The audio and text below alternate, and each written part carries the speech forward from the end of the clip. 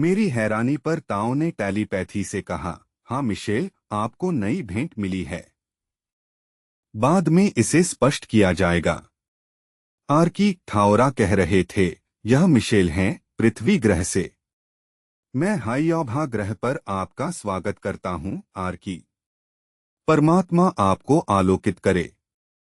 मुझे संबोधित करते हुए वे आगे बोले, आर्की हमसे मिलने एक्स ग्रह से आए हैं।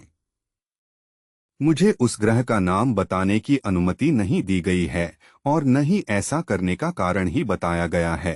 हम परमात्मा के नाम पर उनका स्वागत करते हैं, जैसे आपको धन्यवाद कहते हैं, मिशेल, आपकी हमारे अभियान में सहयोग करने की सम्मति के लिए। आर्की हमारे निवेदन पर अपने अगौरा प्रथम के द्वारा आए हैं, विशेष तौर पर आपसे मिलने के लिए, मिशेल। हम चाहते थे कि आप अपनी आंखों से देखें और अपने हाथों से स्पर्श करें अपनी प्रजाति से बिल्कुल भिन्न एक एक्स्ट्रा प्लेनेटेरियन का। आर्की पृथ्वी जैसे ही दूसरे ग्रह पर रहते हैं, हालांकि कई मामलों में वह बिल्कुल अलग है। यह भिन्नता अनिवार्य रूप से भौतिक है और समय के साथ इसने लोगों के भौतिक रूप के प्रति अपना योगदान किया है। हम आपको बहुत सी चीजें भी दिखाना चाहते हैं, मिशेल। आर्की और उनके सहजीव तकनीकी और आध्यात्मिक दोनों प्रकार से बहुत अधिक विकसित हैं, जिस पर आपको हैरानी होगी क्योंकि आपको उनका रूप असामान्य या विकृत लग रहा होगा, शायद दैत्य जैसा भी। पर आप उनके ऑरा से देख सकते हैं कि वह बहुत आध्यात्मिक और भले हैं। हम आपको इस अनुभव के द्वारा यह भी दिखाना चाहते हैं कि हम कुछ समय के लिए न केवल ऑरा देखने बल्कि सभी भाषाओं को समझने की भेंट भी दे सकते हैं, और वह भी बिना टेलीपैथी के प्रयोग के।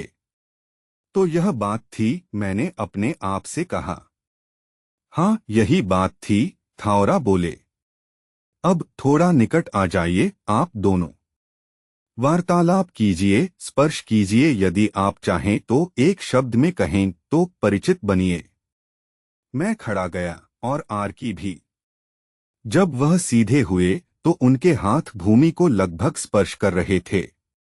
हाथ में 5-5 उंगलियां थीं, पर अंगूठे 2 थे, एक हमारे जैसा और दूसरा हमारी सबसे छोटी उंगली की जगह पर।